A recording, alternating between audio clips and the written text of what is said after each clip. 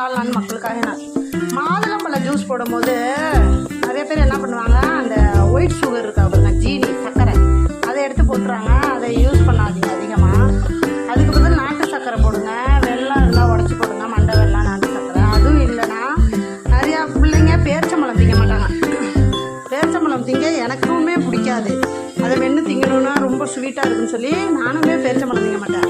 அதனால் இந்த சுகரு இந்த வெல்லம் எதுவுமே போடாமல் ஜூஸ் என்ன ஜூஸ் போட்டாலும் ஒரு 6 பேரிச்சம்பழம் போட்டு பாலை அடித்து ஜூஸ் போட்டோம்னா வச்சுங்க, இனிப்புக்கு இனிப்பும் இருக்கும், பேரிச்சம்பழம் தின்ன சத்தம் கிடைக்கும், ஜூஸும் சாப்பிட்ட மாதிரி இருக்கும். அதனால் ஜூஸ் இது மாதிரி தயார் செய்து பிள்ளைங்களுக்கு நம்ம குடித்தோம்னா எல்லா சத்தும் கிடைக்கும். இரும்பு சத்து, பேரிச்சம்பழம் உள்ள இரும்பு சத்து கிடைக்கும், மாதுளம்பழம் உள்ள சத்து கிடைக்கும், பால் கால்சியம் சத்து கிடைக்கும். இது 3மே போட்டு ஜூஸ் அடித்து கொடுங்க. தயவுசெய்து வெள்ளை சுகர், ஜீனி இதெல்லாம் சேர்க்காதீங்க. ஒயிட் சுகர் அதிகமாக சேர்க்காதீங்க.